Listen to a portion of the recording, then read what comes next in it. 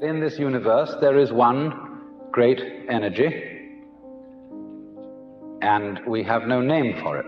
People have tried various names for it, like God, like Brahman, like Tao. But in the West, the word God has got so many funny associations attached to it that most of us are bored with it.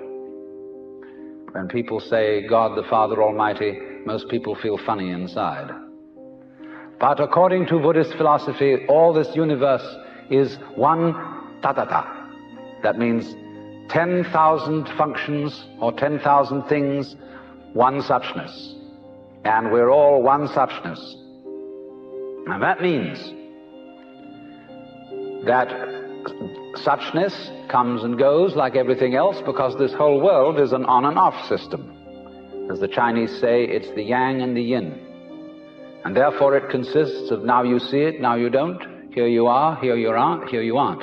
Because that's the very nature of energy, to be like waves, and waves have crests and troughs. Only we, being under a certain kind of sleepiness or illusion, imagine that the trough is going to overcome the wave or the crest. The yin, the dark principle, is going to overcome the yang, or the light principle, and that off is finally going to triumph over on.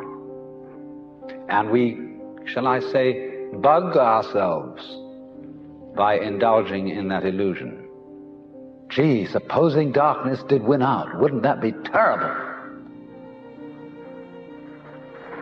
And so we're constantly trembling and thinking that it may, because after all, isn't it odd that anything exists? It's most peculiar. It requires effort, it requires energy, and it would be so much easier for there to have been nothing at all.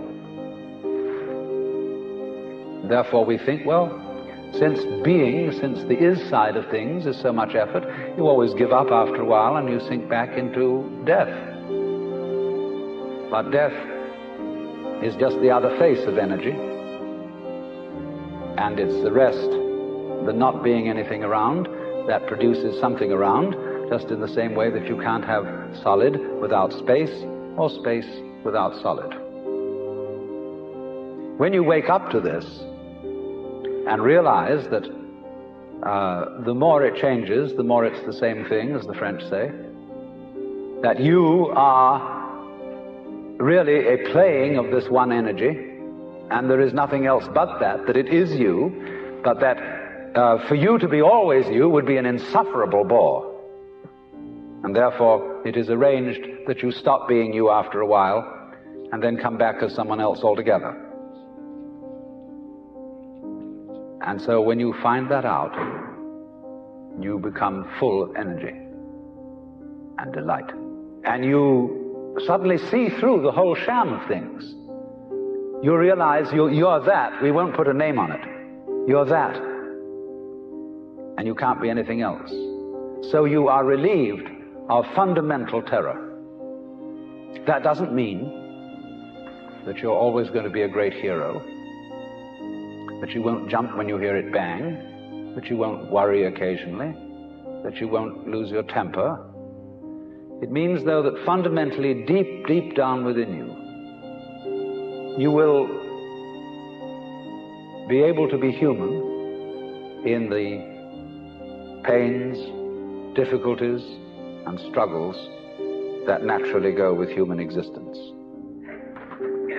But to have no hang-up, that is to say, to be able to drift like a cloud and flow like water, seeing that all life is a magnificent illusion, a playing of energy, and there is absolutely nothing fundamentally to be afraid of. Fundamentally. You will be afraid on the surface. You will be afraid of putting your hand in the fire. You will be afraid of getting sick. But you will not be afraid of fear. Fear will pass over your mind like a black cloud will be reflected in the mirror.